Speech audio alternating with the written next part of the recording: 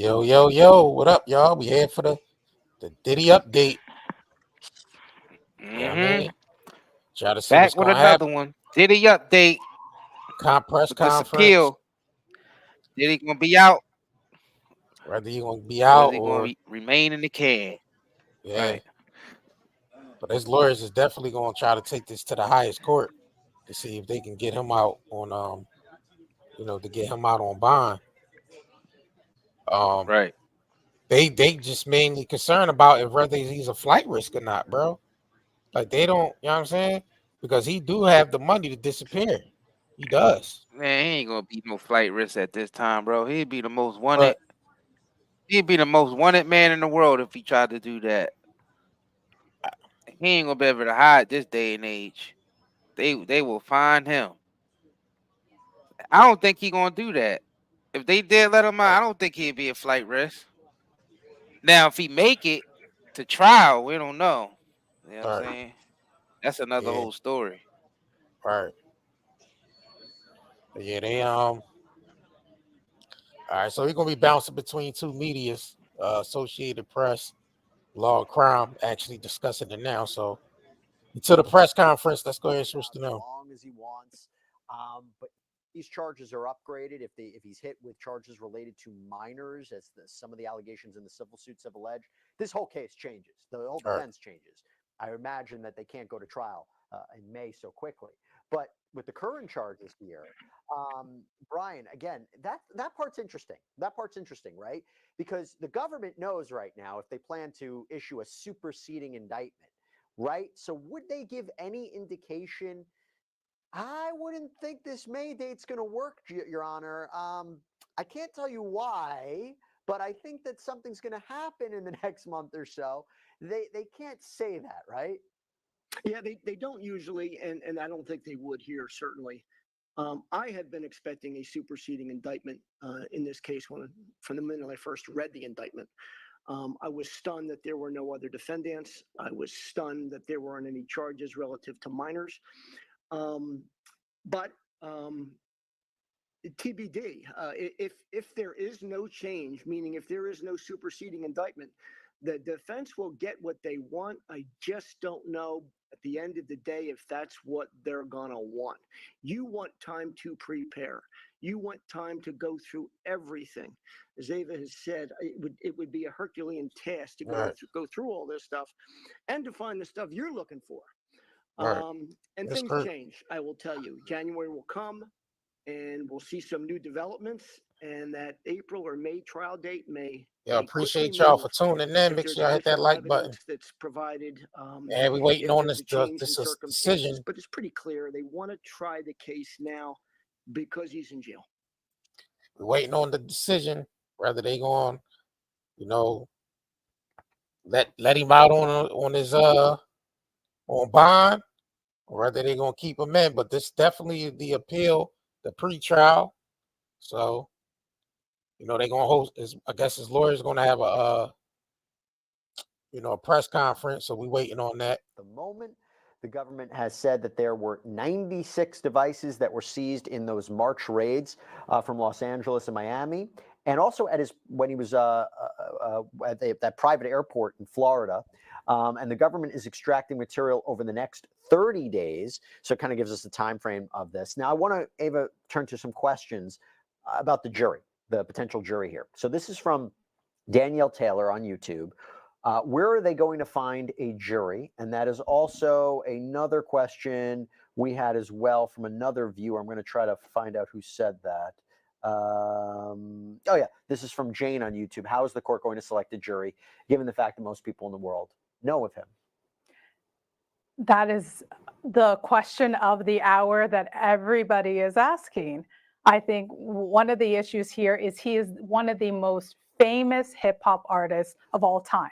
So how are you going to get a jury that's fair and impartial that hasn't heard about the Diddy case? I don't know. I think that it's going to come down to the jury questioning when they get the jury there, doing the voir dire and asking the question of, can you be fair and impartial? The test isn't whether or not anybody's heard of the case. Right. I'm sure everyone probably has. But whether or not you can set aside any bias that you may have against Sean Combs and be fair and impartial. And I'm sure when they do the voir dire, we're going to see a lot of challenges to the jury pool. And this is going to be a long, drawn out process. Well, that's the point when the defense makes to say that this video, Brian, of him purportedly beating Cassandra Ventura, everybody saw that video. And that is going to be very hard to forget. That'll be very hard to put away. Now, the defense says, Brian, I'm curious, they say you're looking at this video, you're saying it's evidence of her escaping a freak off. This was a couple that had a very tumultuous relationship. They both abused drugs. This was a domestic spat. This was an incident of domestic violence, but I don't mean it was a it's not freak off evidence of a because she was, sex trafficking. It's not evidence of a criminal enterprise. What do you make of that? Yeah, one of the motions you're going to see here is to exclude that video for that very reason, that it has nothing to do with the crimes charged. This was no different from him getting into a fist fight on the street or a fight with someone in his own family. It was domestic violence. It had nothing to do with the crimes charged. And quite frankly, they may have a legitimate leg to stand on here. It is so prejudicial that there's going to have to be significant probative value for it to come into evidence in this case. And they will monumentally move heaven and earth to try and keep that evidence out, I can assure you. Going back to an update, so the government still talking about discovery, the material in this case, that it's going to take some time and specific tools to extract all of the data. Some devices were damaged. What does that process contain? What does that process entail, I should say, Ava? How, when you get a voluminous amount of material, email accounts, cell phones, laptops, video surveillance footage, electronic data, how does the government work on extracting that information? Who do they work with? You're going to have a team of IT experts that are very good at going in, getting the data out, but it's a process. It's going to take a while to do it. Brian, question for you. This is from Daniela3984 on YouTube. Is it possible for Cassandra Ventura, to testify against Combs, even though they settled outside of court? And just to let everybody know, she filed her lawsuit in November of 2023, settled with him the day after for an undisclosed amount, for undisclosed details. What is your take on that? Can she testify? Sure, she could be compelled to testify by the prosecution. I mean, that was a civil agreement, and it certainly has legitimacy within the civil courts, but this is a criminal prosecution. They'll issue a subpoena order, they'll compel her to testify, period. Yep. Another follow-up question for you, Brian. This is from Ashley Glass on YouTube. How many times does he get to appeal for bail? So just to let everybody know, first, there was a magistrate judge who denied bail. Then a district court judge denied bail. Now he's taking it up to the Second Circuit Court of Appeals. If the Second Circuit Court of Appeals denies it, where can he appeal it next, and how many times can he keep appealing it? It's over. I've never seen an appeal beyond the circuit court go anywhere. The next place to go is to the United States Supreme Court, and they're not taking on any kind of a bail motion. So this will be it. The circuit court will rule, and whatever that ruling is, that will be your answer. Can the circumstances change, Ava? For example, if some of the allegations put forward by the prosecutors about him contacting witnesses, or some other development happens that changes the circumstances, can he appeal for bail one more time? If you don't know that, I'll ask Brian. Let me ask Brian. Brian, what do you think? Yeah, you would really need to change the circumstances. Sure. If you found evidence of innocence, if you found evidence that a typical case somewhere where somebody was somewhere else at the time of the crime, yeah, a lot of things could change. But just on the issue of where you can go for help on appeal, they can't go any higher than the circuit court with any legitimacy. Ava, I'll turn to you now. Do you think that they make good arguments for the application that he should be granted pretrial release? As I mentioned, what he would say is a very attractive bail package. Throughout his appeal, he said that a lot of these conversations, he wasn't obstructing justice. He was, first of all, they said that him denying the civil lawsuits, that can't be a form of obstruction of justice. He was not, as soon as he found out somebody was a grand jury witness, he stopped contacting them. A lot of people, he said, reached out to him regarding the civil suits. And I think the bigger question put forward by him is, how can you detain him when these are mere allegations that aren't backed up by more evidence that he had been reaching out to people, that he had been trying to reach out to witnesses and victims. Does the government not need more in order to detain him? I think the bigger question is, how can you ensure that the person with all the money and all the power in the world is going to show up to court? So their bail package, yeah, it's a good bail package, but like they said, he'll surrender his passport. We don't know if he has other passports. There are countries where you could go and pay $200,000, become a citizen, get another passport. Why didn't he do it in the past few months? He could have done it. He didn't do it. He surrendered his passport even before he had to. Maybe he believed that it wasn't as bad as it is right now. Here's a question for you, Brian, as we wait for more updates from the court. This is from Alicia Fall. Why haven't there been charges brought towards Diddy's employees and other artists? Yeah, well, the only way you could bring other charges if they were part of a conspiracy, if they took any actions, any criminal actions on the part of the conspiracy. So whether there were other artists involved, whether there were other employees involved, they would have to engage in criminal conduct. I am stunned that nobody in his, what I'll call inner circle, who are supposed to have made some of these threats, who are carried out some of these threats, have not been charged as accomplices. That's the one thing that has stunned me so far in terms of the brevity of this indictment, why it is just him.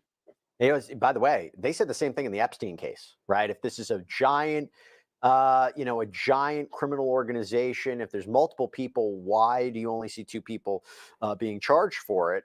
But I guess that's the question. If this is a conspiracy, he can't just agree with himself. He's got to agree with other people. You would have to assume, Brian, that they are cooperating witnesses, right? Well, there's no question about that. It's what's troubling to me is if they are cooperating witnesses, did they simply get immunity? You rarely see that. You see cooperating witnesses coming in and taking guilty pleas, and then cooperating. You rarely see full-blown immunity, and that's why I'm not so sure we won't see a superseding indictment. I still think it's coming too. The same thing happened in the R. Kelly case. Okay, got another question. So far, no updates from court. Keeping a very careful eye on it. And we also have that feed from outside the courthouse as well. This is from Malel33. Apologize if I mispronounced your name. Malel33.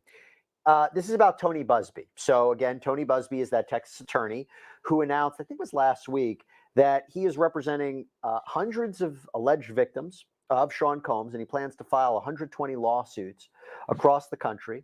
Says that at least 25 of them were minors when they were abused by Sean Combs. One of them was a 9-year-old, he claims. This is the question from Malel33. If Busby knows things, meaning crimes, could we expect the feds to inquire about those settlements he's doing? Yeah, I think everything's fair game. Yeah, they going to Now, he was asked about that. He was asked, about the connectivity between him and the federal government, and he really didn't say. Like, he either didn't know or he didn't say. And we may not know. I think even if there is a conversation, it's probably not going to be disclosed to the public.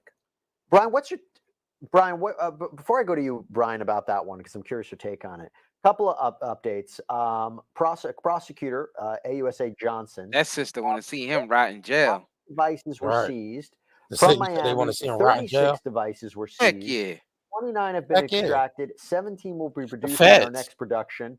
In LA, 51 were seized. 27 will be produced in our next production.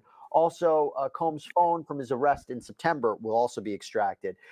Some people would say that seems like really dry, boring news. I will tell you, we have been speculating for months before the arrest and indictment. What did they take? What are they looking at? I think this is a gold mine. We still don't know what they're finding on it or what they will find on it, but I think that's interesting. Now, another update.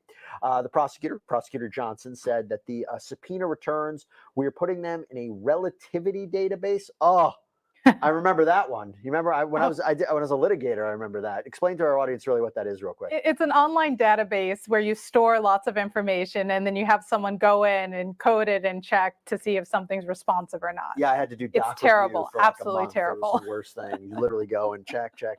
Anyway, all right. So they also say, and the judge asked, what about Brady material? Johnson, the prosecutor, says the defense sent us a Brady request. The judge said, at the next conference, I will ask about your progress. The prosecutor said, our investigation continues. Further on, he says, we have a subpoena out to Combs Global. We were reviewing all of the material for privilege. Our filter team, removed some material before the case team can see it. And then the judge said, for motions, I'll give the defense until February 17th or before we are here. And then they next have a next discovery conference on December 18th at 2 p.m. And now they're going to turn to a defendant's motion. I'll get to that in a second. So, Brian, a lot about discovery here, setting timetables for it. As you said, what do you take away? Pretty much what I expected. They want to get the case on track, and they want to put dates down that'll be etched in stone where they can take everybody's pulse. December's a pretty good time. There'll be another 2 months for the defense to receive discovery, start reviewing discovery items, know what they don't have. The government's going to have to explain why they haven't turned over whatever they do have left. But this is the kind of timetable you see time and time again with complex cases. So I'm not surprised by it. I would have expected it. This judge is doing it by the numbers, as I think everybody expected him to do. Now, Mark Agnafilo, who's representing Sean Combs, one member of, I think it's now being teamed his dream team. I don't know, but his dream team. Mark Agnafilo is asking the court for a gag order. It says that the concern is that the agents have been leaking grand jury information and making other prejudicial statements. Ava, this is what we anticipated, that they were going to bring that up. What do you make of it? Absolutely. Right now, it's all speculation that they're making regarding the gag order, and I won't be surprised if the prosecutors also request a gag order against Sean Diddy Combs in order to prevent him from talking to victims. Ryan, turn it over to you. Your thoughts? Yeah, I mean, usually it's something that the prosecution requests, gag orders for the defense.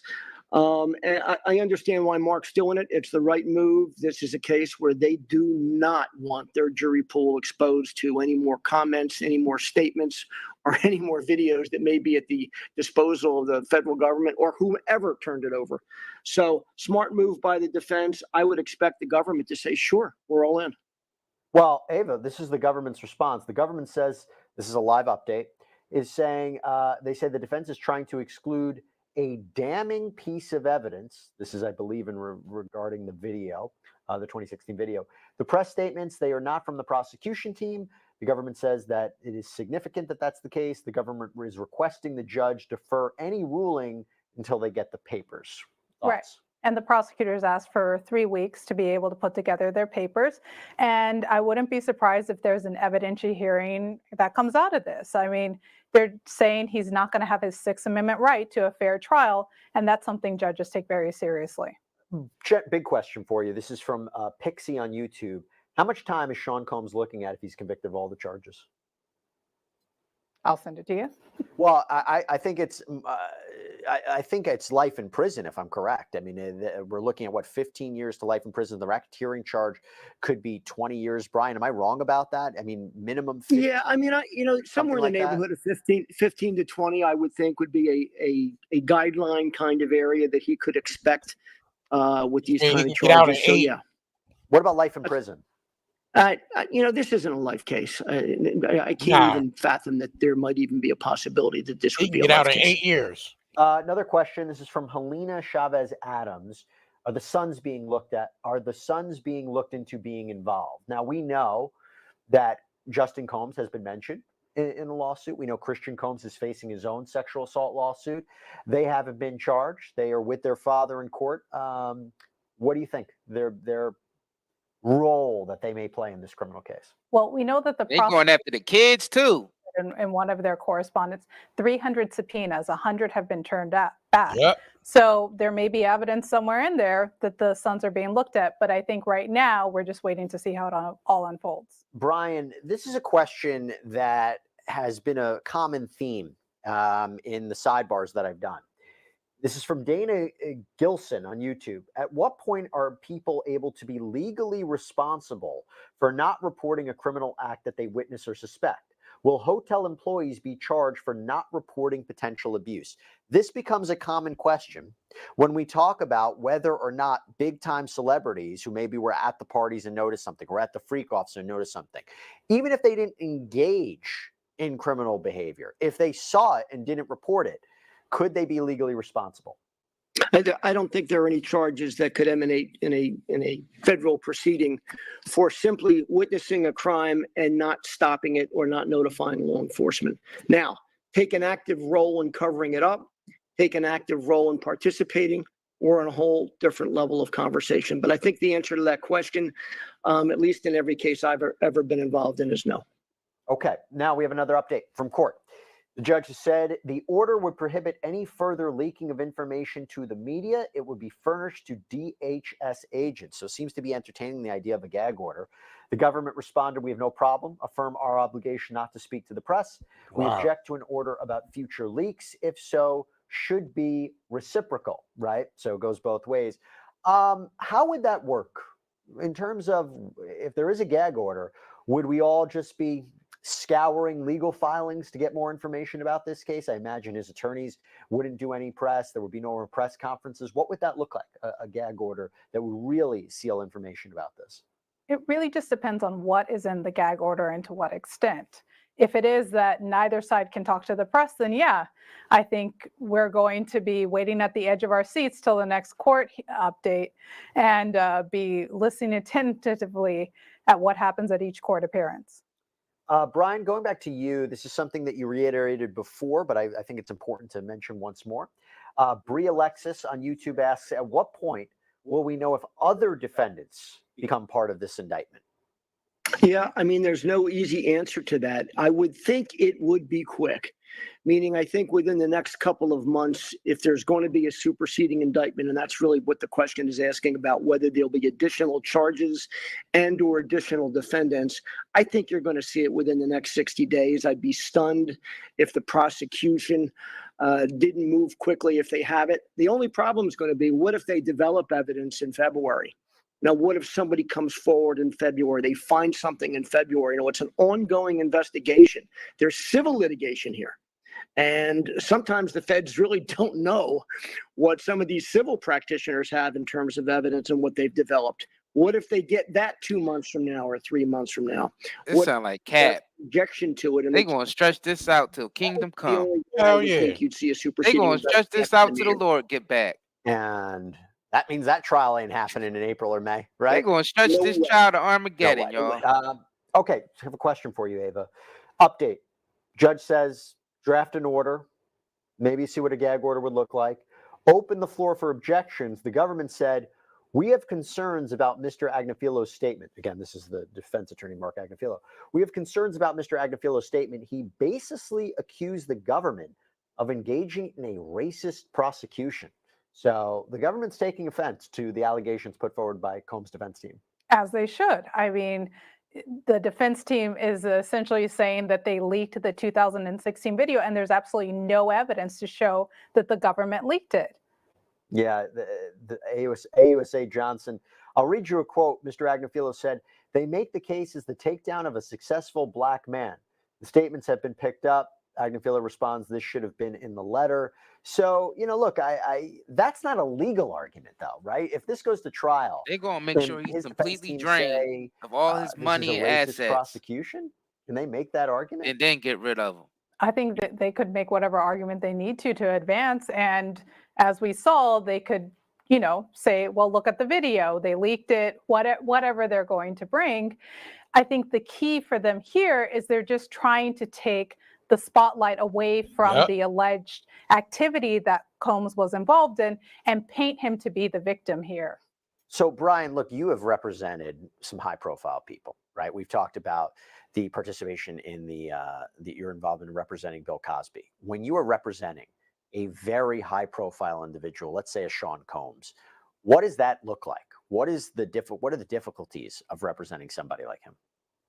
The biggest difficulties I always found is trying to write the narrative in the media. You've received an avalanche of adverse publicity, and you're going to take it upon yourself to overcome that. It doesn't work. And that's why I think the defense is smart to ask for a gag order here. They're not going to get favorable publicity no matter how hard they try.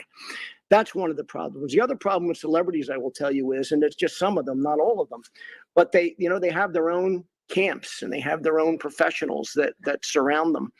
And sometimes these folks think they're trial lawyers when they're not.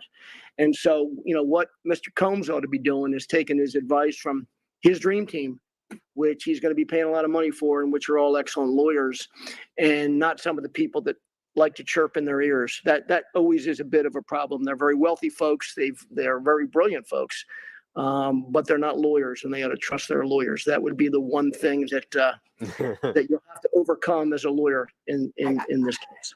Brian, if I may, I have to ask you, do you think his They lawyers smiling from advised ear to him ear. Look at that. put The out that lawyers be apology smiling from ear video to on ear. Don't They they? eat Instagram off of this. after the Hell yeah. release of the They love when they 2016 clients in trouble. Especially at a time like video of this. him purportedly Oh getting economy, man, they into having a ventura? field day. Or do you think that They was him going celebrating. rogue and ultimately They saying, I'm going to celebrating put this out? champagne. All right. You know what I Rogue for a mean? while. I'm convinced his lawyers Hotel, the best told him to hotels, do that. buying out Listen, the it bar, was everything. devastating. What are Host. you going to say about it? You can't spin it. So apologize for it and say, yeah, I did that. I'm not a great guy, but I didn't do what they've accused me of. I'm not that guy. Yeah, the problem is he Absolutely. essentially he admitted to a crime, and when he It knew was he a was under crime. investigation. It was a crime. That was one of those things, and I know what you're saying, but it's like, don't believe your lying eyes. So you can't run from that. So embrace it. I made a mistake. I'm human. I apologize for it. Yeah. People want to hear that. They don't want to hear some negative, ridiculous spin. I think it was the smart move, and I would have done it. All right. Well, look, it's definitely a point of conversation, and it helps his defense. He didn't say he apologized, but didn't reveal too much. If he's going to go forward That's with right. the argument that this was a bad domestic spat and not an example of sex trafficking, not an example of a freak off, he could use that video and say, I'm apologizing for what happened between me and her, but it doesn't mean I did anything illegal regarding a racketeering enterprise. Okay, Absolutely. couple things. So this again is a live feed outside the courthouse. There are no cameras allowed in the courtroom. We're doing our best to provide you updates as they come in. We have these live updates coming in, but we are also taking your questions on YouTube. So if you have a question about the Sean Combs case, if you have a question about what's happening in today's hearing, submit it on YouTube. We'll read it on the air. I do have a little update for you, Ava. So the judge said any application under the Speedy Trial Act, the government responded, we move to exclude time under the act. It's already told by the motion. The judge said I exclude time until December 18th. I have no application for bail before me. What does that mean? Well, under the Speedy Trial Act, he has a right to go to trial within 90 days. What can happen is there's certain situations where you would exclude, so certain time wouldn't count against the government. As here, it could be a few weeks, it could be a month, and that way it still gives them more time. Now, the judge concluded this hearing. So that's right. The hearing is concluded. We're going to have Elizabeth Milner coming out right now, and we're going to do some follow-up questions with her. But basically, the judge said, so Mr. Combs will remain detained. Let me ask you this, Brian, as we wait for Elizabeth to come out of the courthouse, and she'll give us kind of an overview of what was happening inside there, and we might actually see some pressers from maybe Mark Agnifilo. Well, we'll see if we hear any more statements about the case. Talking about the Second Circuit Court of Appeals, his appeal to fight bail, his appeal to try to get bail once again, when will we get a decision in that case? I mean, they just filed their brief in support of their brief saying he should be granted pretrial release. When will the court make a decision?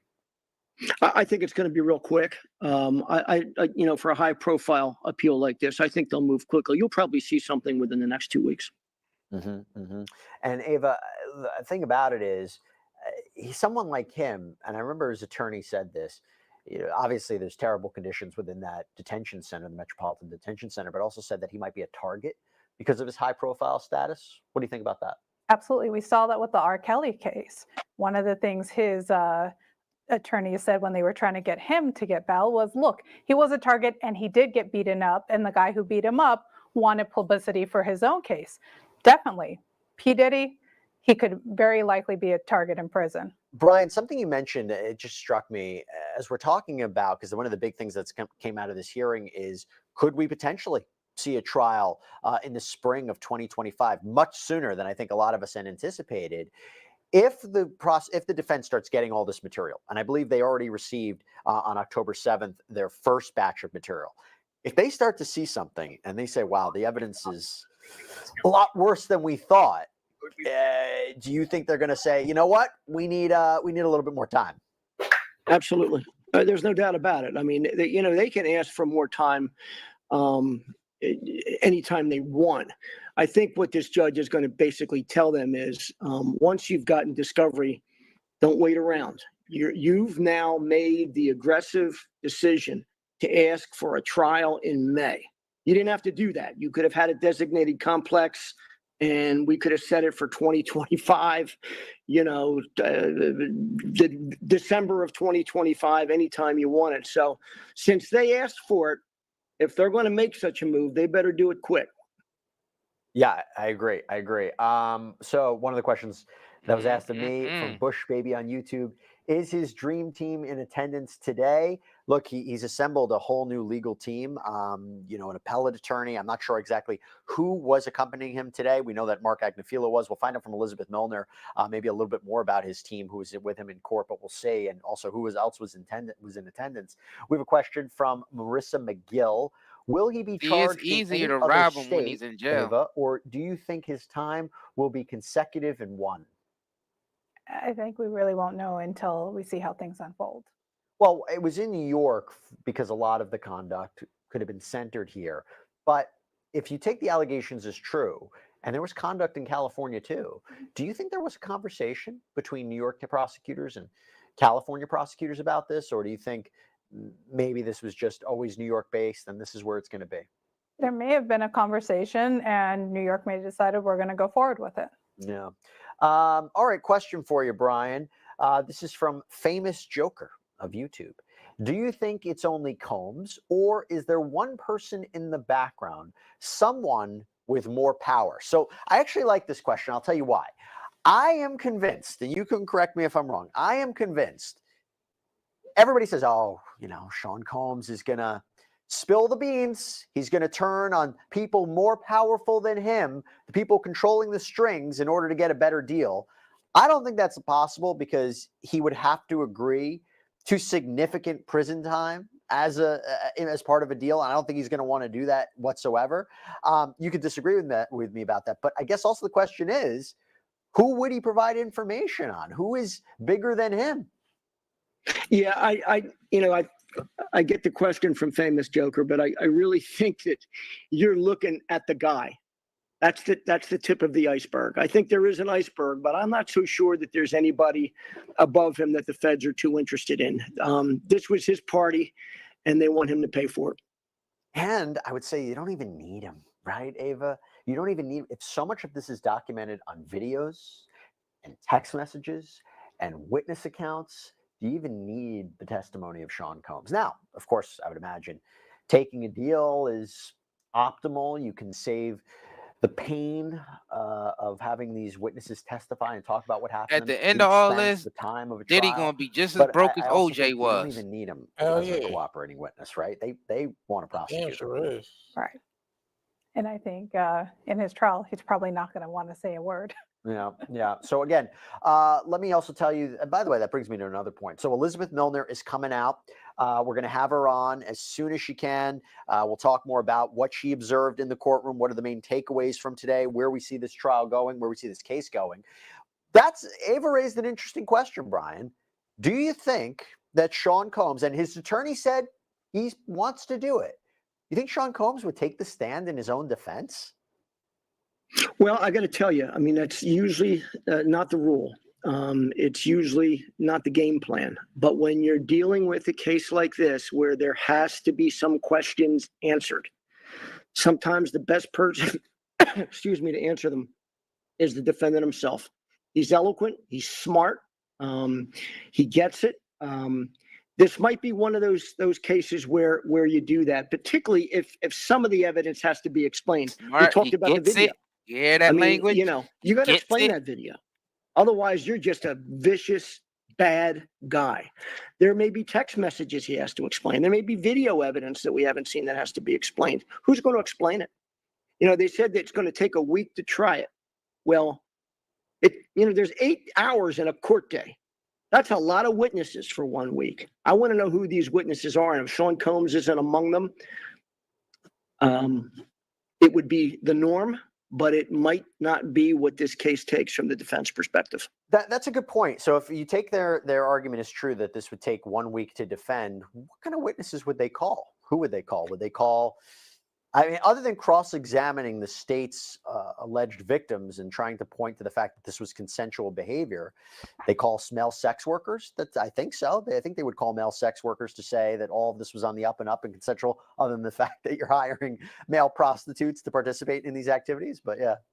Yeah, I mean, that's going to be where the rubber hits the road in this case. I mean, you're going to have to establish that all these people were paid for and came in willing and knowing and agreed to the conduct they engaged in. And they may be the most important witnesses in the case if the defense has them. So it'll be interesting to see. But so his a trial lot to be determined between now and then. A lot of decisions for the defense to make. I've seen people make that argument, and the defense case takes 1 day. All right, Ava, I'm going to give you one more question before we have to hit a break. This is from Joe D. Lopart on YouTube. If the celebs that appear, knew, or participated in these crimes are identified, will they be under police persecution, arrest too? I think it goes back to what was discussed earlier. It depends on what their participation was. Did they cover up evidence? Did they take an active role in things? Or were they just merely bystanders who saw things? We shall see. But here's what I know. Ava Sullivan, thank you so much for coming on. Brian McMonagle, I know we have to sign you off too. Thank you both so much for coming on, breaking this down for us. Elizabeth Milner is going to come out of that courthouse. We're going to talk to her, find out what's been happening inside. Really appreciate you both coming on and your perspective. So thank you both. And everyone, stay with us. We'll be right back right after this. We'll take a quick break. They about to drain that man's pockets. Heck yeah. He ain't gonna have a drop left, y'all. Nothing. He ain't gonna have a drop left. I'm trying to tell you. That's how they move when they dethrone someone. Yeah. That's the first thing they do. They hit you with Drain so their many wealth. lawsuits. Yep. Yep. Yeah, I mean, that's what they were trying to do to Michael Jackson, but Michael Jackson had so much bread that they couldn't even drain him like that. But they had to knock him off. Way too much bread. Yeah, he had way too much bread. Yeah, they had to knock him but off. Diddy, you see, they broke OJ. You know they get Diddy. Right. And Diddy got mad bread. But you already know. When they coming after you, bro, you already know what they do. If they can't get them one way, they get you the other. Yep. Pew, pew, pew. That's what they did with Michael Jackson, Prince. Yep. Couldn't get them, couldn't break them. Yeah. Couldn't break them. We know what it is. We know exactly what it is. And the thing is, they say they got all this evidence and stuff, but where is that? Where is that? He did all this. He did it all himself. And that's another thing. So it was nobody that. So he did all the dirt himself. He ain't had no hands to help him. So he's the only one that was committing all them crimes. It's that Combs Enterprise, right? Right. So who's the rest? Who's the rest of them? Because they just go back out there and continue doing work for you while you in jail. So you gotta make sure that they ain't still out there. If that's the case. Because you gotta think about it. What they was accusing him of, he couldn't have been the only one that's just involved. But then again, they said he wasn't the only one involved. They said other high-profile individuals, other celebrities could be tied up into this. And why they ain't in handcuffs? Wonder who they going to be. Nah, they talking about something they gonna be revealed soon. Yeah, but are they gonna be revealed and put in handcuffs? Yeah, probably. Yeah, most likely. Now we already said what they were doing yesterday on a live stream. They doing a reset. Yeah, I mean they wiping a lot of people out right now and replacing them. Wow. Because you gotta think about it. The people that's coming after Diddy knew what he was doing all these years. Some of them may even been involved with some of the stuff he's been doing. Yeah. So it's not a surprise that these allegations are coming up. You know what I'm saying? It's not a surprise. So why now? Why take him out now? They had at least 3 decades to do that. Well, he's disposable, and There you it's the go. changing of the gatekeepers. So Yep. Changing of the gatekeepers. it's out with the old and in with the new. You know, then they replaced Kanye billionaire status with Diddy's. When Kanye had that issue with the little hat community, the very next day, Diddy replaced him as the next billionaire.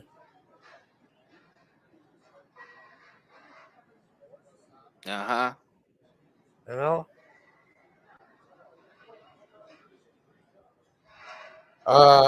Old Head was one of the gatekeepers at first. Clarence Avant, remember he was the gatekeeper. Remember he was at the Rock Nation brunch with Diddy and Jay-Z taking pictures. Remember? What happened to his wife got shot in the back and died, and then he recently passed away. So yeah. Yeah, Shout out it's to Tiara for the gifts. If y'all been gifted a membership by Tiara, please make sure y'all thank her in the chat. We appreciate the love and support.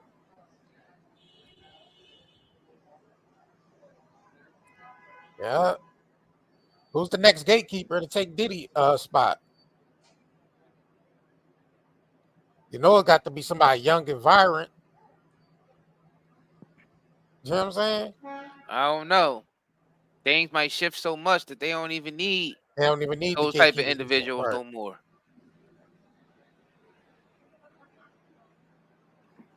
Probably in another capacity, not in the same way. Yeah, not in the same way. Same energy though. Because really a lot of record deals and stuff is going to be done by the AI technology companies. There it is. Issuing contracts with the music. You're not gonna need humans anymore. They want humans. I can go right now and produce a song in 2 or 3 minutes. Write the lyrics out and put it into AI and it'll produce everything for me. So what does that look like in the future? Everything for artists. Everything for artists. That means an artist could put out an album every week or every day. We wanted to. What does that even look like for the industry? Period. Are they gonna need Diddy's, the Diddlers, and those type of gatekeepers anymore? No. When they got the AI to do it. No, they don't. AI about to become the gatekeeper now. Yeah. Algorithms. There you AI go. and algorithms is automated gatekeepers. They don't need these Diddies anymore. None of them type individuals. Nah. And then everything's being put Everybody on on borrowed time. Right. Yeah.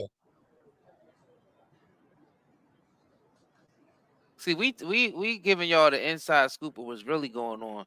The reason why all these people are being taken down, it ain't because all of a sudden it's some moral code that somebody want to follow.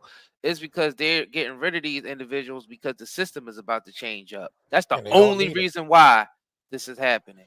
Yeah. Other than that, if that wasn't happening, these niggas would still be doing and operating and getting away with whatever they want to get away with. They got too much influence. That's why. They have to dispose them because they got too much influence. Right. Too much influence in a time where the system is about to change and they don't need humans anymore. Yeah. Simple as that.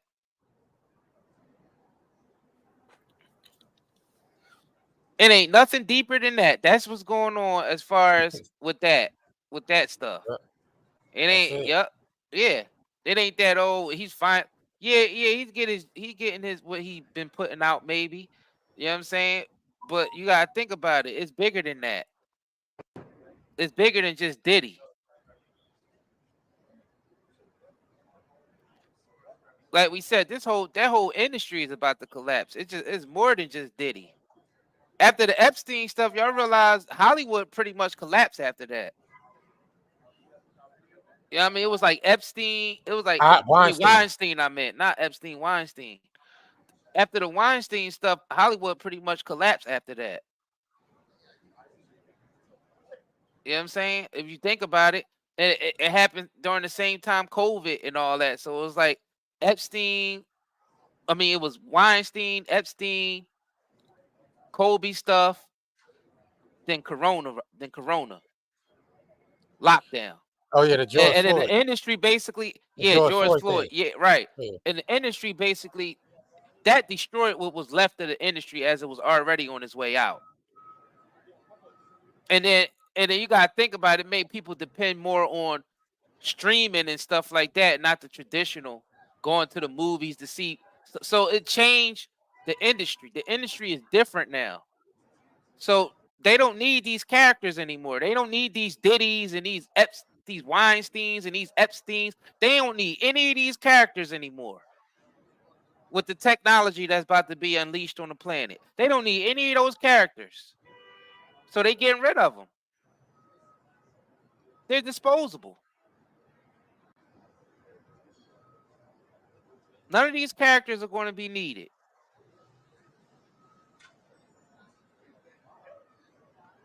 And it's also a way of showing everybody that no one is invincible. No matter how much we think we are, no matter how much niggas think they are, no, you know what I'm saying? You're not invincible. And if Yeah. people been operating like they invincible, yeah, you're not going to be here that long. They never brought up the bail application. Why not? Yeah, I do feel that they ain't taking them down because of some moral code, and now everybody's trying to be morally Yeah. correct now. I don't think that's what it is. Yeah, Nope. You have a right to be because you had 30 years to take them down for that. If Facts. that's what y'all saying that was the case, I don't think it's that. I think it's because the new financial system doesn't need these people anymore. Mm-mm. due process mandates bail or release pending.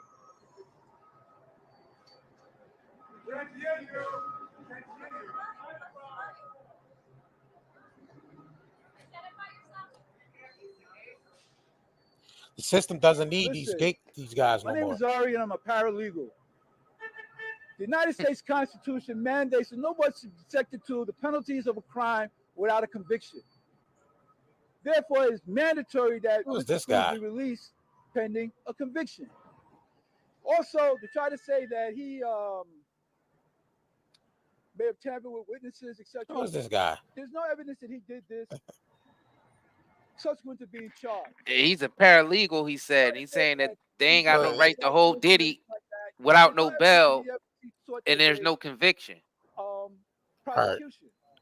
And he's saying that they making up stuff that Diddy's a threat to the witnesses. That's why they don't want to let him out. They can only punish the person for something they have done. So the law mandates that he be released. I don't know where this nigga come from. He just popped out of hey, he nowhere. just popped out of nowhere. He ain't supposed to be doing no press This nigga conference. appeared out of nowhere like Mary Poppins or somebody, or Cat in the Hat. Nigga just came up out of nowhere. Yeah, they cut the commercial break on him. Yeah, they cut. Yeah, they definitely. Yeah, they had like, to cut man, to you a ain't even commercial supposed break. to be talking out there, Yeah, bro. yeah. Who are you? You never get a deal. All right, welcome back. They got him up out of there. They had to Yeah, go to a commercial real quick. Yeah, they Told had him to to cut get him up out of off. here. Told him get up out of here. Just had a They status told him get up hearing out of with here. his You know what I'm attorneys, saying? the prosecutors, and the judge. They went over a number of issues regarding gas. He ain't even orders, supposed to be up there regarding the talking, government brothers. allegedly leaking He the just term cut for real. He came out of nowhere. Nowhere, He right? operating all by himself. He see when this man out of here. He ain't scheduled to speak. Yeah, he I all will clout tell you, the chasing. They idea cut that him he off is real. They cut to a pending commercial for real a quick. May Yeah, I'm a paralegal. I'm a paralegal. But very he try to promote himself to Diddy. material there is. So I want to bring him right now. He try to promote him. He try to hope Diddy see it. Our reporter Right. who was inside They, that they, process. they let them watch TV in there. Can Diddy Right. see this? Our Yo, general I'm a paralegal, and y'all can't be holding Diddy in there. I'm gonna have to cut that out high like that. Yeah, I'm gonna have to. walking out of He nowhere. about to go viral. He about to go viral real quick. He I'm a hungry. paralegal. He I'm a needs some work, paralegal. man. He hungry. First of That all, boy said, I'm a I feel him. paralegal. He had to get his shine real quick. I feel him. but we're also, by the way, taking all It's hard out here. Well, So if you have any Yeah. questions, make sure to That boy said, throw "I'm a them out here, and we'll paralegal." answer them on YouTube. And there's a bunch that Did came he? in. Did he deserve to be The out? first thing I wanted to ask You you, know what I'm though, saying? what do you think about the He idea had to of get a him some brief quick promo. Right. Yeah, that's Yeah, what's they, up. given how they much I like, ain't who gonna is hate this? on the brother. Let the Yeah, brother right. eat, man. Let him Right. eat. Trial Let date, him eat. my understanding They is got to that a if his commercial on attorneys that are not brother. sure if he'll They be did. released on He bail, had to go to a his commercial attorney real said, quick. we don't want him Get detained this here jerk out of in here. That's like who that guy was. He was a Who paralegal. that guy That's up who he there? is. It is surprising because this is a case with a He a lot of witnesses paralegal. and a That lot is, of I'm a conflict. paralegal. So I'm a I think it's paralegal. useful. Yeah, Ben, I want to go to you. We have some questions from our You can YouTube. tell that nigga wasn't And scheduled the to question speak. was, and Hell we're no, he discussing crept over today, there. the He was issue talking is off on the this side, issue then is went not over to gonna the be mic. decided You know by what I'm this saying? court. He seen It's the now mics over being there. Was like, reviewed hold by on. higher Oh, let me courts, go the over there to Second the Circuit mics. Court of Appeals. In fact, I'm a Sean paralegal. Combs' defense team filed their papers on October 8th, so 2 days ago. They listed a number Yeah, of he got to reasons why promote they think he himself. Heck should be yeah. entitled He to needed bail, that that he shouldn't promo. be detained pre-trial. The question that I have is from Sharon Denies on YouTube. When do we hear when and if he gets bail? Jesse, first, it's great to be with you again. I think the Second Circuit will act very quickly on this. This is obviously Dr. a Oz high-profile looking. case. Yeah, Dr. Second Oz Circuit brother. acts with alacrity generally. Dr. So I Boz. would think that it would come down with the ruling fairly quickly. I agree. I agree when you're dealing with this kind of issue. And it's so funny, Ben, because we were talking earlier, me and Brian McMonigal and Ava Sullivan, that right now he wants bail. Right now he wants to get out of federal lockup as quickly as possible. But, right, and that's why he's pushing for a trial date around the corner. But if the Second Circuit agrees with him, I'll turn and up the says, volume. I "All right, got you know what? You're right. You're released on bail." I think he's going to want to push this trial as far down the line as possible. He doesn't want to be convicted tomorrow, which the evidence seems strong, but obviously he's going to put on a defense, but he probably would want to push this out. I completely agree, Right, so because with time, the more time he's out, obviously he can enjoy that time, or at least enjoy it more than he would in jail. And the more time he has to find corroborating witnesses. Oh, here you go. He's still out there talking. Look, he's still out there. Look, I'm a paralegal. He's still out there, y'all. They let him talk for a little bit. Hey, he was still out there. Hey, about to bring it. Let me bring it back a little bit. Let me see what he's out there talking about, man. I'm a paralegal. Who's next? Who's gonna walk up to the mics next? You get a good audio check? Winner. Good mic check.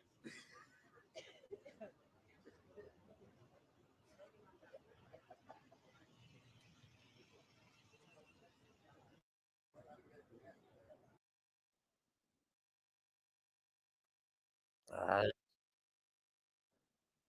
There you go.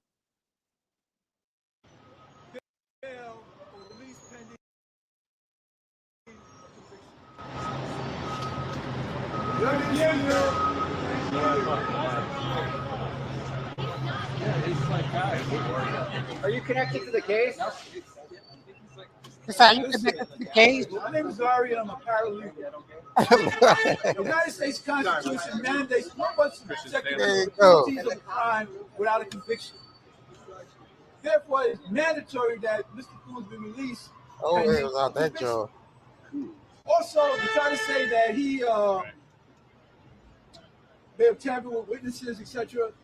There's no evidence that he did this subsequent to being charged. To try to say that he presents a flight risk and everything like that, there's no evidence that he ever sought to evade prosecution. It's called pre-invention. You can't do that. You can't say punish a person for something they might do. They can only punish a person for something they have done.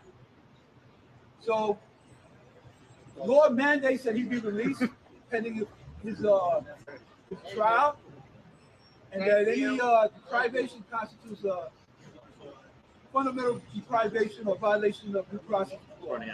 Thank you. I guess he just walked off.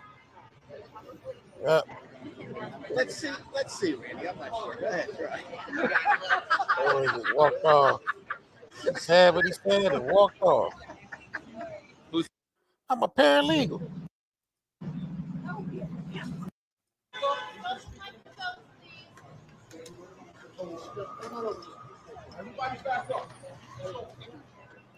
All right, so we still waiting for them to. So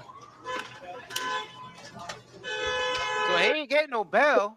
They keeping him in there. They not. He Yeah. ain't getting no bail. Yeah, they keeping them in there. That happens Yeah, a they lot keeping him in there. states, California. If you have Yes. I could never remember what I said. Doing fine. Ben, stand by. I want to get your answer on this, but I think we are hearing right now from Anthony Rico, who is one of Sean Combs' attorneys, but I could be wrong. Let's go back. This is live. This is a serious proceeding with serious consequences, and all of us are addressing it accordingly. Anthony, is it a racist proceeding, as Marcus said? Nobody's okay with staying in jail for now. Okay, thank you very much. That's it for today.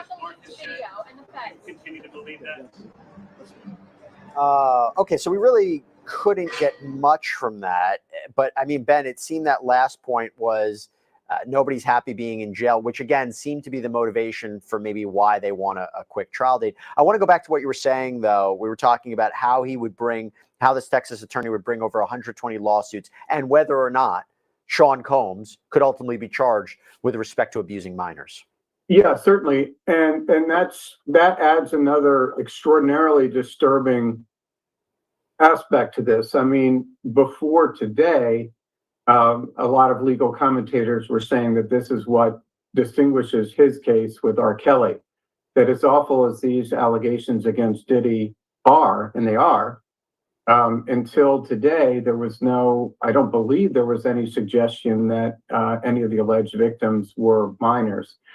Now, if these allegations, bear fruit, then yeah, they absolutely can be the subject of criminal allegations. In fact, I believe that's how it worked in this case, that prior to the indictment of Diddy, there were the civil cases. And of course, the release of the Cassie Ventura video. So civil cases can precede criminal cases. And that is another disturbing front for Diddy and his attorneys. But I would expect that they would move to stay those cases pending the resolution of this criminal case in New York. Just follow up with that on one thing. First of all, there were allegations in the civil lawsuits regarding minors. I mean, some of the people who have sued him said that they were sexually abused when they were underage. But the idea of 25 minors, a 9-year-old being abused, haven't heard anything like that until Tony Busby brought it up. But, even Lil Rod Jones, who filed the lawsuit against Sean Combs, insinuated that he was tasked with soliciting minors for these parties, or that was part of this case. One thing I want to just follow up on with you, is there a chance? You said that the petition to pause the civil case is pending the criminal trial. If Sean Combs is acquitted, what happens to the civil trial, the civil cases? Do people say, they could still file the lawsuit, but if he's acquitted by a jury, and yes, you're dealing with different standards of law, does it make them less likely to continue their lawsuits against him? I think the cases, I can't see Busby just folding the tent and going home. I mean, it would depend in part about what happened in the criminal trial. I mean, if there were some kind of vindication, then yes, I think that would be very difficult for the criminal.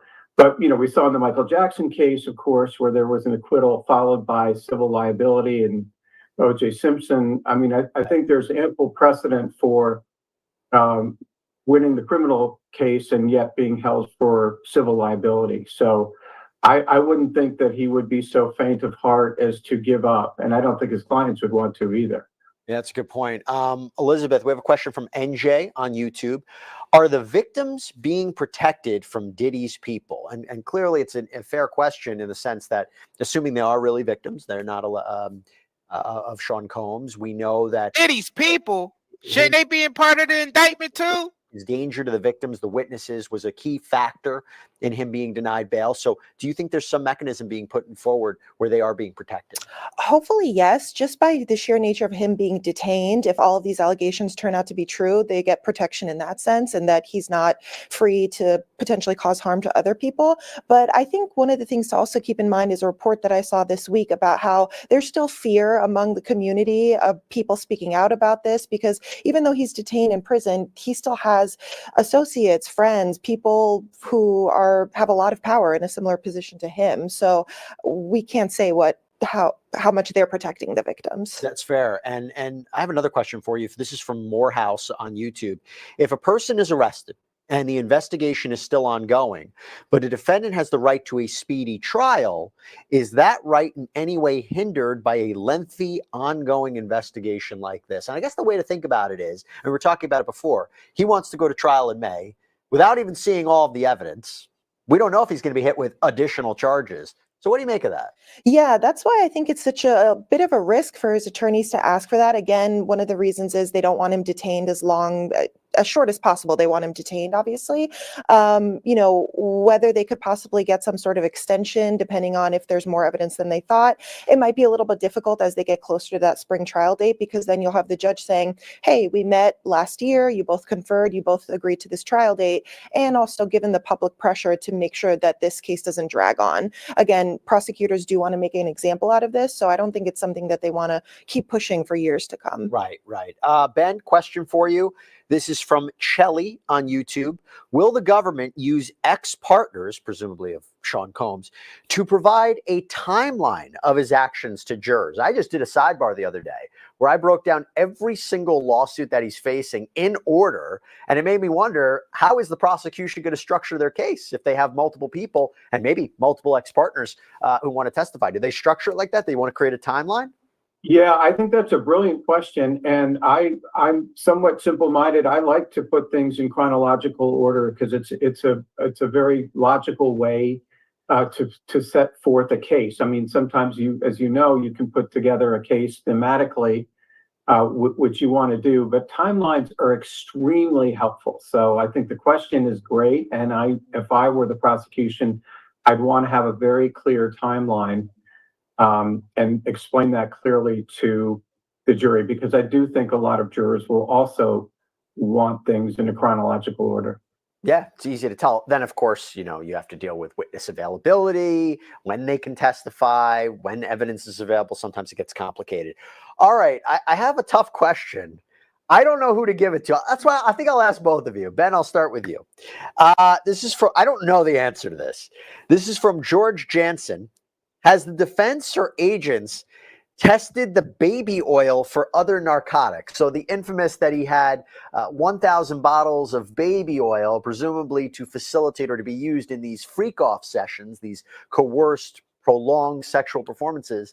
You think that baby oil has been tested? And boy, oh boy, I didn't know that was going to be a statement I ever said. But you think that baby oil is going to be tested, Ben? If it hasn't been tested before, I'm sure the prosecutors are watching your show and they'll be testing it now.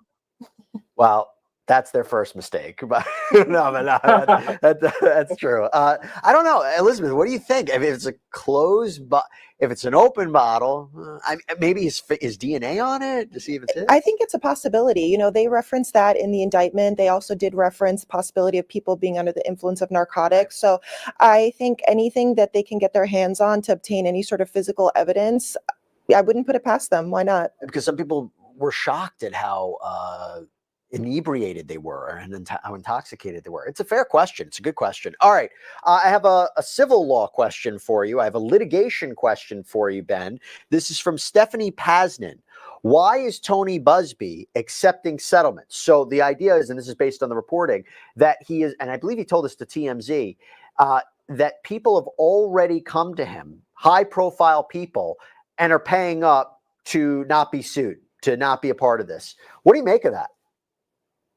That's very unusual, but creative on his part, and might give him and his clients a war chest to go forward against other defendants. But that's quite unusual at this point. I mean, I can certainly understand the incentive of these potential defendants to get out of the way of what will be a very unpleasant and expensive procedure. But that's creative on his part. And I mean, I would imagine they do not want any part of them being named in anything with respect to Sean Combs. He's radioactive right now. They don't want to be a part of that. But let me ask you two questions about that. Does that mean that those claims are true? Or does it mean they just don't want the headache of litigation? And B, let me ask you this. Will we ever know who these people are that settled? Well, those are great questions. It could be. I mean, a lot of lay people might assume, not the sophisticated viewers of this show, but there are people out there who would assume that any settlement means that the person who's paying money is guilty or is liable. And that's not the case. We all know that people settle cases for any number of reasons, to avoid embarrassment, to avoid expense. So it doesn't connote guilt or innocence or liability. But I think it's difficult. I don't know if you're representing plaintiff X and you have resolved the case for plaintiff B. What if there's evidence in the case that you've settled and you've have some kind of protective order barring the use of that evidence? I don't know how you can do that without prejudicing your other potential clients, if that makes sense. No, it does. It does. That's a good way to look at that. I got to process that one for a second. Yeah, it's a good point. So again, let me just set the stage about what's happening. This hearing has concluded. There were a number of issues that were decided or at least discussed regarding discovery, a trial date. We are waiting for Elizabeth Milner to come out and give us a breakdown of everything that happened in court. As we do, we are taking your questions. I want to go back to you, Elizabeth. I have two questions for you. First question is, and this is something that we've been not only have we been asking for a long time, assuming these allegations are true, but also this was asked to Damian Williams, the United States attorney, right as Sean Combs was arrested. Why has this really only come to light now, especially as details appear to have happened decades ago? Yeah, it's a good point. Whenever I hear a question like that, I always pinpoint back to November 2023 when Cassie Ventura filed her lawsuit. I would imagine that there's a lot of fear in a lot of people in coming forward with their claims with someone who did hold a lot of power, does have enormous resources. When she filed that lawsuit, I think it gave bravery for other people to come forward. And I think when prosecutors saw that, I think that was really helpful for them to be able to actually build their case. Because I would imagine before she filed her lawsuit, a lot of these things, maybe they were known in the industry or his friends, but the public didn't really have knowledge about it. Right. No. Yeah. And he didn't have a great answer for that, or maybe he didn't want to reveal it at that point. Ben, I'm going to give you the final question because I've looked at the time. I have to sign you both off. But Ben, I want to ask you this. This is from Kyle Lawrence Music. Will his federal case greatly impact his individual? We told y'all the reason why. If convicted, will he have moving these gatekeepers around concurrently? Great question. That will be up to the judge as to whether the sentences are served concurrently. So that's going to be determined after trial. Yes, I think as a practical matter, a conviction in the criminal case will definitely have an impact on the civil cases because, as you pointed out earlier, the criminal standard of beyond a reasonable doubt is so much higher than the civil standard. But of course, if he's convicted of any of these crimes, civil liability is the least of his concerns because he's going to be deprived of his personal liberty probably for the rest of his life. That seems to be his main focus right now. I lied. Elizabeth is going to stay with us. I wasn't kicking you off. I didn't see the time. No hard feelings. You're staying with us. Ben, though, unfortunately, Ben is a very busy man. We appreciate the time that he can give us. So Ben Chu, I have to sign you off, but thank you so much for coming on. Really appreciate your insight as always. Thank you so much, and nice to meet you, Elizabeth. Nice to meet you too. All right, so we're going to take a quick break. When we come back, we will hopefully get Elizabeth Milner on. We'll hear what happened in that courtroom, her observations of Sean Diddy Combs. Stay with us. We'll be right back.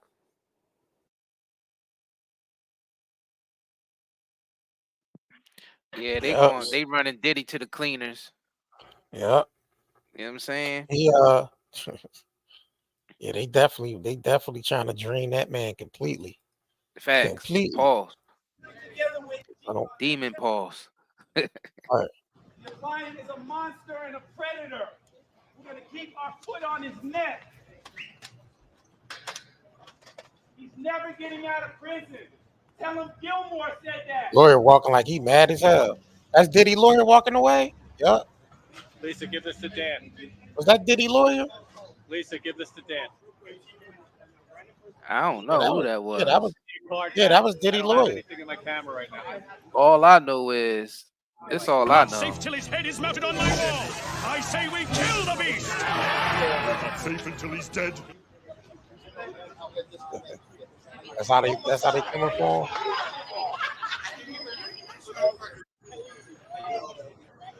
That's how they coming for him. Diddy.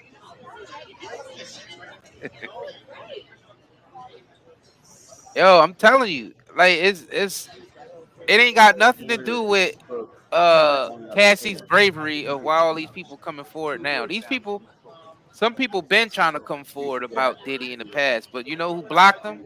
The people who should have been doing something about it. See, now that they're switching the gatekeepers around, they taking some out and switching some around and probably going to have others. What they going to do is they're going to take out the old ones through basically just propaganda and stuff that they really did do in the past probably.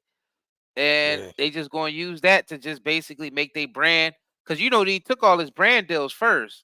See, that's how they move in on everybody they take down. They start with the propaganda against you, they come with the lawsuits, you know what I'm saying? And once they get you with the lawsuits, they drain you through the lawyers and the courts. And next thing you know, you end up unalive. His lawyer walked away so mad he ain't even do the damn press conference. He just skipped it and just kept walking, bro.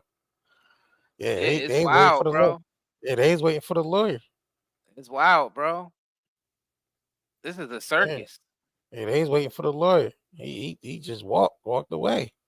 He ain't even do the press conference. You see they reason why.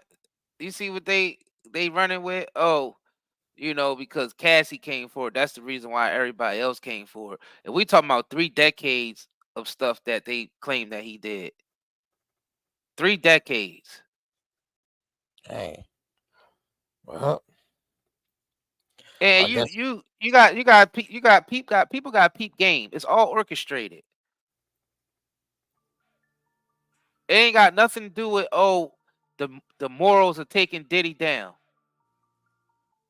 It's a game that's being played right now on a larger scale, and they getting rid of a lot of people who know too much. Yeah, I said Diddy lawyer probably got fired. He probably fired his lawyer. He probably did. Most likely. He can't trust his lawyer. Yeah, so he can't trust his lawyer. You gotta think about it. A lot of them can't trust their lawyers when they get into this position. Pause. No Diddy. No Diddy. When they get into this position, they can't trust their lawyer. Because they know, these lawyers know that when their clients get in this type of stage, they can really drain them. Because you know he in prison. He can't handle his business the same way like as if he was out. You know what I'm saying? Yeah. And he can't trust these people to handle his affairs, and his lawyer team. See, this is a wonderful time to eat, because that's where all his money gonna go to. That's all he got to liquidate. All his assets is gonna go to lawyer fees and court fees and all of that. Yeah. He gonna be broke after this if they let him live. Just let y'all niggas know the severity of this. He's gonna be completely broke. You remember OJ, how much money OJ was worth before he got taken to the cleaners for the Nicole and Ron Gold case? Yeah. He was up there in the millions, multiple millions. After all that was over, the trial and all that, he was broke. He was back to working a regular gig again. You know what I mean? All he had was his memorabilia from back in the day. Just a bunch of memories and memorabilia. He ain't have nothing else. All right. And he's not even somebody that knows as much as Diddy and did as much as Diddy did for the industry. They don't usually keep people like Diddy alive because he know too much. Yeah, he witnessed too much. He knows Yeah, too much. right.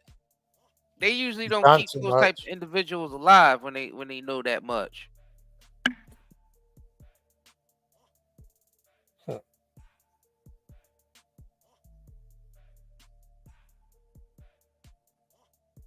Yeah, bro.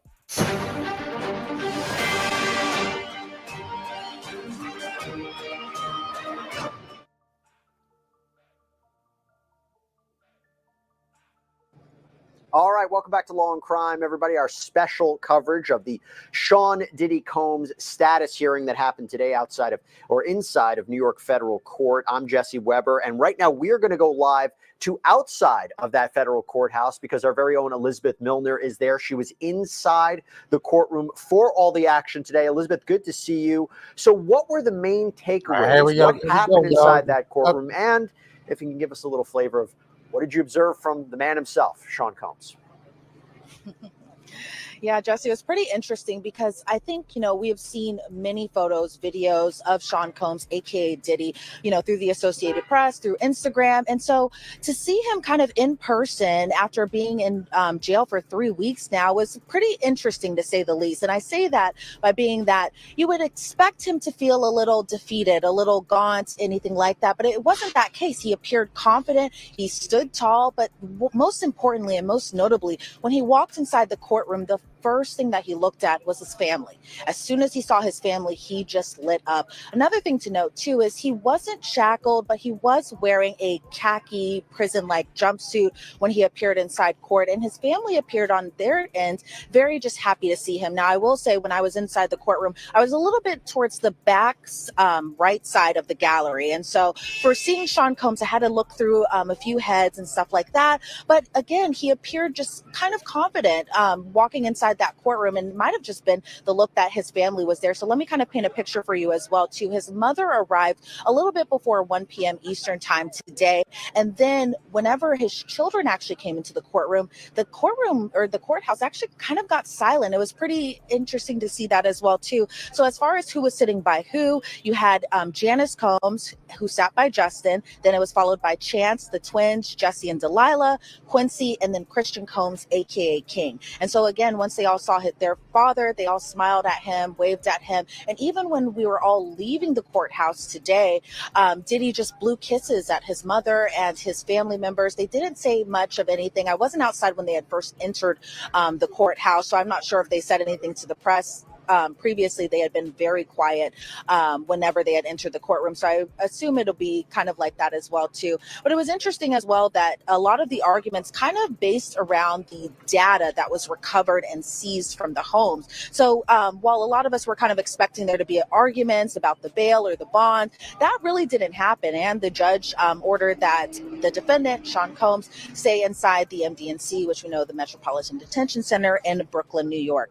And so as far as what we know now is that we know May 5th is going to be the date, tentatively, that the trial does begin. So we have a lot of stuff that we're expecting to see. But kind of going back to a little bit of the evidence there. Now, I'm looking through this notebook right here, mainly because we're not allowed to have electronic equipment when we're inside that courtroom. So all of this was handwritten notes. So just kind of going over just some of the things that were happening inside that courtroom.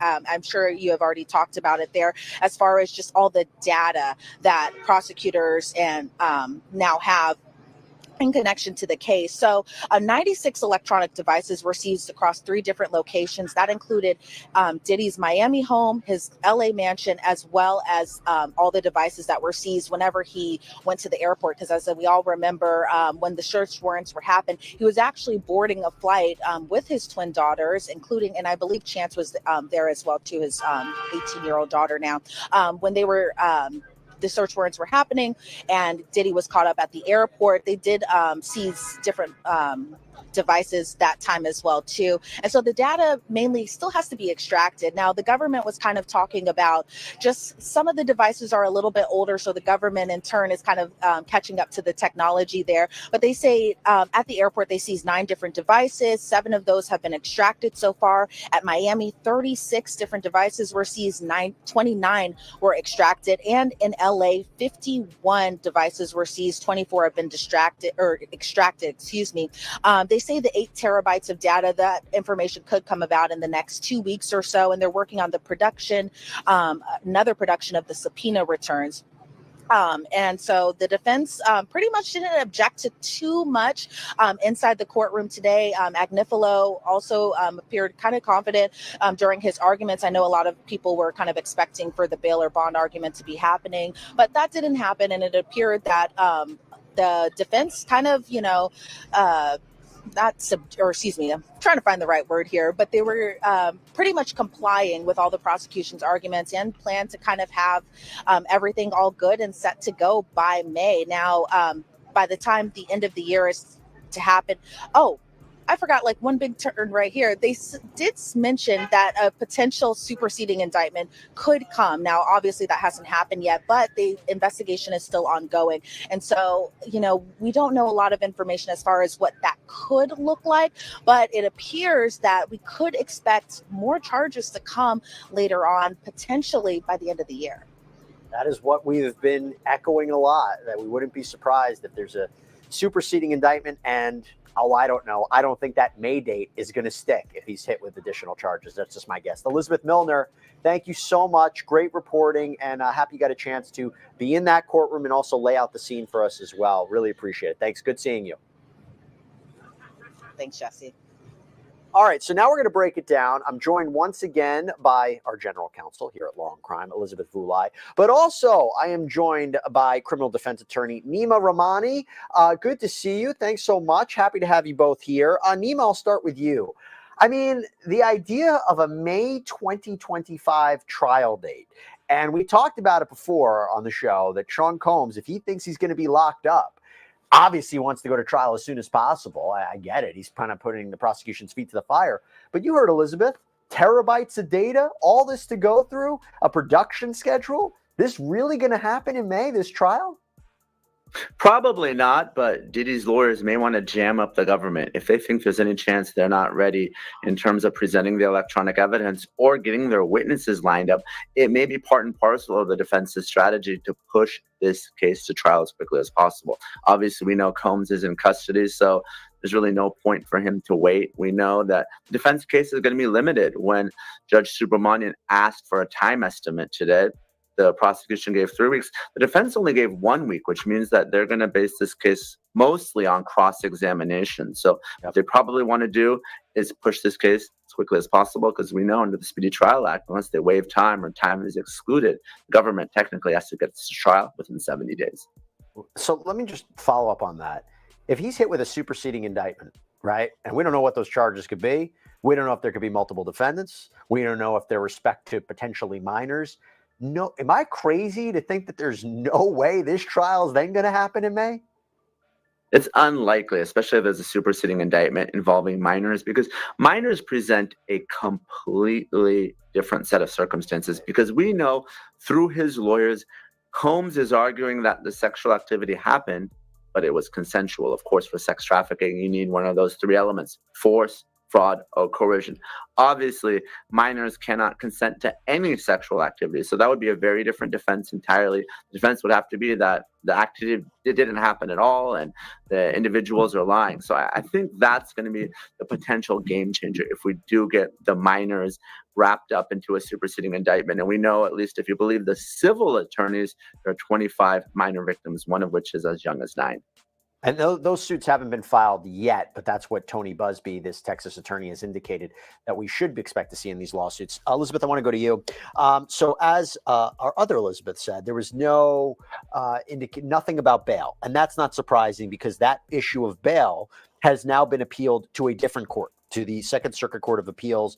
I was going over the paperwork from Sean Combs' attorneys. We have 2 questions about that. Number one, from Simply Sarah on YouTube, his lawyer did file bail paperwork Yes. This is the second question. This is from Simply Sour. Oh, Simply Sour had 2 bail questions. Second one is, was this his last chance for bail? Meaning the paperwork that he just filed. Yeah, so they filed paperwork basically appealing the decision of the 2 prior judges denying him bail to the Second Circuit.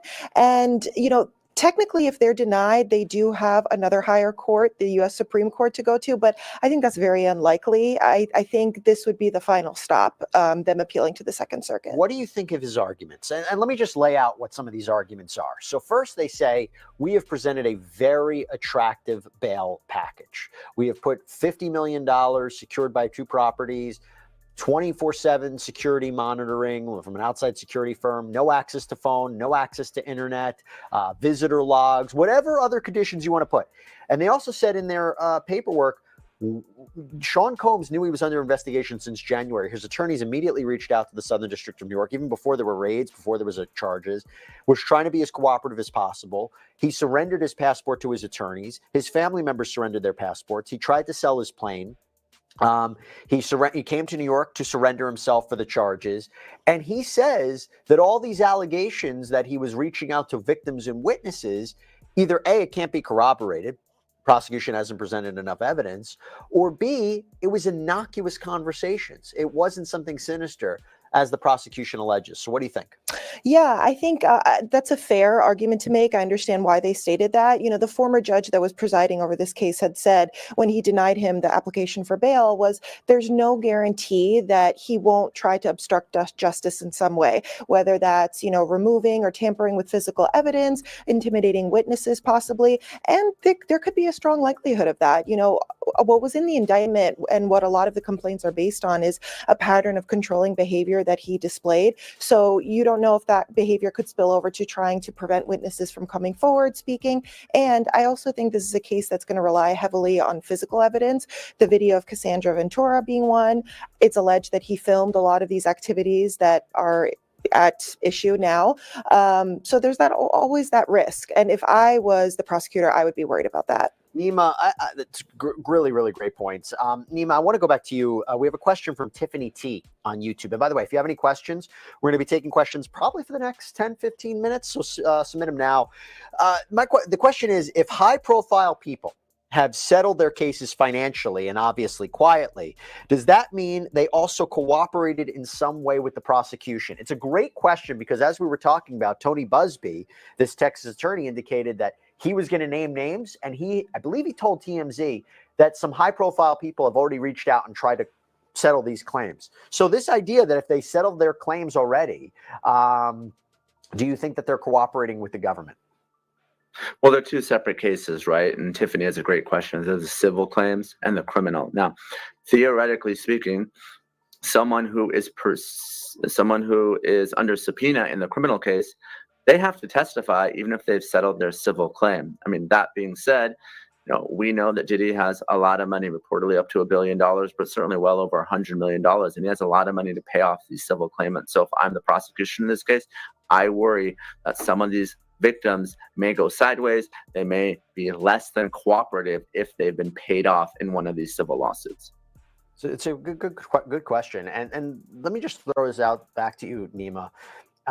You heard also this idea of the defense alleging that the government has engaged in misconduct. They said it was the DHS agents who leaked the 2016 video of Sean Combs purportedly beating Cassandra Ventura. This is a way to taint the jury, that they have been speaking to the media about what they found in the raids, what justice would look like. Those were interesting arguments that were echoed today. What do you take away from it? Well, defense attorneys say all sorts of things. And as a former prosecutor, I don't do any criminal defense work right now. I don't think that's entirely accurate for a couple of reasons. First of all, that is clear video of Combs beating Cassie Ventura at the Intercontinental Hotel in Los Angeles, where I live. He paid $50,000 to get a copy of that video. And I know, because I do a lot of CNN, who actually was the first to get the video, that video likely came from folks at the hotel who retained a copy. So to the extent that the defense is making this argument, it may be good for the court of public opinion. I understand why they want a gag order to preserve whatever reputation Combs has left, but they shouldn't be upset at the evidence because witnesses can lie, Diddy can lie, even victims can lie, but that video doesn't lie, and we've all seen it. So let's not forget, Combs denied all the allegations from the time Cassie filed this lawsuit in November of 2023, even after the raids in March, until May, when that video became public. He came out and he gave that, I don't think a very sincere apology, but an apology nonetheless. And I think that's how powerful the video is. I don't think the defense is making a very genuine argument here. And his mom released a statement this past week, seemingly acknowledging that he wasn't truthful about the allegations. That, yeah, you know, he probably wasn't honest, because he ended up apologizing for what he did in that video. So the idea that he denied everything, he didn't do anything, him apologizing in the video is questionable. Okay, I have a question for you, Elizabeth, that was made for you. Made for you. Do you remember when we did the episode of Sidebar about NDAs? Yes. Okay. I encourage everybody to check it out. Okay, now, the question is from Brie Alexis on YouTube. We have all been aware that Combs had multiple NDAs. So an account to witnesses, if someone still has an active NDA, does that prohibit them from being a witness for either side in this case? So it's a great question. So you can't technically use an NDA to prevent people from reporting criminal or illegal activity. So if the person who signed that NDA, if they witnessed something happening, something criminal, one of the things that's being alleged in the indictment, that NDA wouldn't likely hold up. There still might be that fear on behalf of that person about coming forward, but if it were challenged in a court, it wouldn't really hold up. Nima, here's another question. This is from Bubbly Unusual. Yeah, NDAs How much ain't of there to this protect evidence people from doing do you crime. think will be public? I don't know why people think that. Oh, it's all going to be public. Just to add one thing to what Elizabeth said, and Congress passed a law a couple of years ago invalidating NDAs in sexual assault, sexual harassment cases. So they don't hold water. Those folks are going to have to testify. But what was the question again, Jesse? I'm sorry, you were too busy providing another great answer. The question was, how much of this evidence do you think will be made public? Yeah. It will all be public, because we're going to have a very public trial. Unfortunately, there are no cameras allowed in federal courtrooms, and not in New York either. So, you know, Law and Crime won't be able to broadcast it, but I'm sure they're going to have great coverage. And at the end of the day, I fully expect this case to go to trial. I don't think there's any possible plea bargain that will be offered. Certainly not anything that Combs will accept. So it's all going to come out. The victims are going to have to testify. We'll see if other celebrities or friends of Combs are wrapped into this as well, either as witnesses or co-defendants in a superseding indictment. So there's been a lot of smoke out there, a lot of rumors and innuendo, but it's all going to come to a head, whether it's in March of 2025 or sometime later next year. I 100% agree with you. I do not see a deal likely for multiple reasons. I don't think, even if he was offered a deal, it would have to include significant prison time, and he's not going to agree to that. Elizabeth, I have a question for you. This is from Kathy Wu on YouTube. How do you think Diddy will be treated in jail? Are there any special cells or more isolated treatment for celebrities? I highly doubt it. So he is currently detained in a facility in Brooklyn. It doesn't have a great reputation of how it treats its inmates and just the general atmosphere, obviously. But I think he's actually more prone to potential risk because he's such a high profile individual. I think sometimes we've seen instances where other inmates, we saw that happen in R. Kelly, actually, when they specifically target someone they view as high profile or perhaps wealthy. So I can't imagine there are great conditions that he's in right now. Back over to you, Nima. I'm going to doing a lightning round with some of these final questions that we're getting on YouTube. To Janae Taylor, is his mother being investigated as well as his sons? Well, we know that there are some allegations against his sons. Little Rod in his civil complaint made them. Now, as far as whether family members are under investigation, it's really impossible to know. I mean, you know, U.S. Attorney Damian Williams did talk about the investigation being ongoing. You heard Law and Crimes Elizabeth talk about a potential superseding indictment today. But until they go to a grand jury and that indictment is unsealed, we won't know who in Diddy's inner circle. It could be someone like Christina Horam, his right-hand woman or chief of staff. Again, it's all speculation as to who was involved and whether they might get wrapped up in this case. That's a great point. I'm going to ask you the last question, Elizabeth, of our live stream here. And this is from Rob from Canada. So we decided to go international for this last question. How do they find any impartial jury members? Yeah, that's a great question. And I think it's going to be difficult. One is that in this age of social media and people following on all sorts of different social media platforms, they see a lot. When that video came out of Cassie Ventura, that was really difficult hurdle for his team to get over.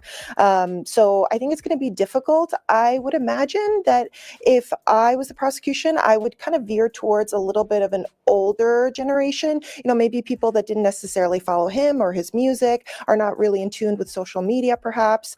That's the route I would take, but I think it is going to be difficult. And look, people are going to know about him. They're going to know about this case. There's probably those who've even seen that video. The question is, can you put any of those opinions to the side and base this case purely on the facts and the law? Sometimes it's easier said than done, but we are not at that point yet. It is not May 2025. Again, I still don't know if that trial is going to happen by then. But here's what I do know. I've had great guests this past, Elizabeth this past hour, Nima this past half hour. So Nima Rahmani, I want to thank you. Elizabeth Vulai, I want to thank you so much. Really appreciate you both coming on. And everyone out there, thank you so much for watching. Thank you so much for the great questions. We will continue to follow the Sean Combs case for you on all of our different shows here on Law and Crime. And if there should be another... All right, y'all, that's it. So yeah, that's it, bro. So we gonna keep y'all updated, man, on this, of course. So he didn't make bail, he didn't make bond, and they set the trial to start in May 2025, but we'll see. So they gonna keep. So he's staying in there, y'all. He ain't getting out. Yeah, he's not getting out. Yeah, he's not getting out, bro. Wow. Yeah, they So I ain't don't letting even him know if he out. gonna make it. That's why I said I don't even know if the brother gonna make it to trial or not. He bro. might not make it to trial, man. It depends. I mean, he know too much. He did a whole album called No Way Out. He did. He damn sure did. Yep. He did a whole entire album called No Way Out. Didn't we tell y'all he wrote his whole, like, his life was already pre-written? In Monsters Ball, he was on death row. Yeah, he was. In the movie Monsters Ball. Ain't P. Diddy. Right. He literally did a song about being taken down by the feds, by all the feds coming after him, and then he trying to jump on a private jet. You know what I'm saying? Yeah. The whole More Money, More Problems, Biggie's verse was crazy. Because that whole verse was about the feds being after him. It's like these dudes write their fate. Right. They write their whole fate. I mean, I think we all do, but that's a different. I mean, that's a different level of thinking right now. But yeah, but he put it in this. Yeah, it was all put out in his craft though. The craft. Yeah. How his story went in. Yeah. How his story went in. Facts. Damn. Because they don't have no intentions on ever letting him out of prison. Yeah, because $50 million is a lot of money to put up for a bond, and they ain't even accept that.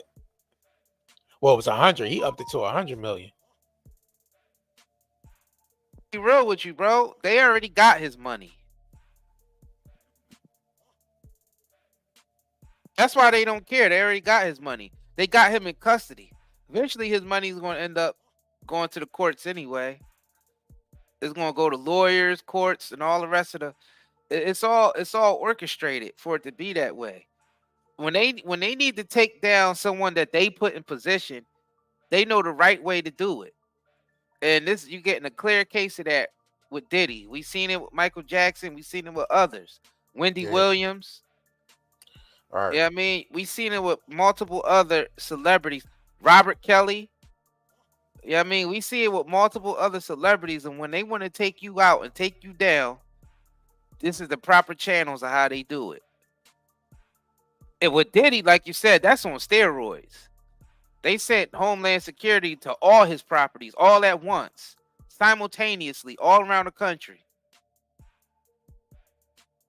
You know what I'm saying? So that goes to show you what type of time they on and how much this dude really know. That's why we said we don't know if he's going to make it to trial or not. He knows a lot. He knows too much. You know what I'm saying? Well, we'll see, man. We definitely keep y'all posted.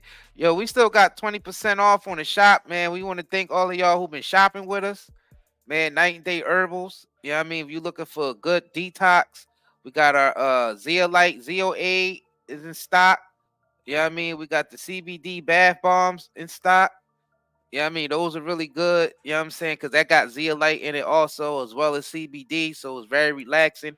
And it's a detox that you put in your bath. Yeah, man. We also got the natural hair care, skincare products on deck. So make sure y'all come through there and get that. You know, we don't use no chemicals or nothing like that. Yeah, we got body butters. You know what I'm saying? We got body oils, all types of stuff. So make sure y'all come check us out over there. nightandayherbals.com. You know what I mean? Y'all know all our CBD is all natural, no chemicals. You know what I'm saying? It is high quality. We ship fast. Yeah, man. nightandayherbals.com. We definitely appreciate y'all who've been shopping with us. We sending y'all products out every day. You know what I'm saying? And yeah, it's 20% off. We're gonna keep y'all updated on this Diddy stuff, man. Please subscribe and like this video. Like this video. Please like this video. Thumbs up this video. And subscribe to this channel if you haven't already. And man, we're gonna keep y'all posted on this this trial, these updates. So all right, man, I guess that's it. We get up with y'all next live stream. All right. Do you have neurological pain, chest pain, heart palpitations, headaches, brain fog, anxiety, insomnia, fatigue, and abdominal discomfort? With all the environmental disasters and contaminants plaguing our land, water, air, and food, we need something to counteract all the pollution that is making us sick. This is where Zeolite comes to the rescue. Millions of people have been using detoxification supplements to remove harmful toxins, pollutants, heavy toxic metals, as well as to balance pH levels. Lower the risk of risks like cold and flu, support the immune system, and improve nutrient absorption. What is zeolite? Zeolite is a volcanic ash that forms over time when ash and lava react with alkalized water, resulting in a compound with a very strong cage-like structure and a negative charge. Zeolite is one of the most fascinating and powerful nature remedies available. Great to detox and balance your body. Health benefits of detoxing. The removal of excess heavy metals can improve overall health. Detoxification helps balance a body's pH levels. This product provides 30 capsules, 1 month supply, ships within 3 days. Purchase now at Night and Day, netmarket.com, and haven't been evaluated by the FDA. We do not claim our product cure or treat any ailments.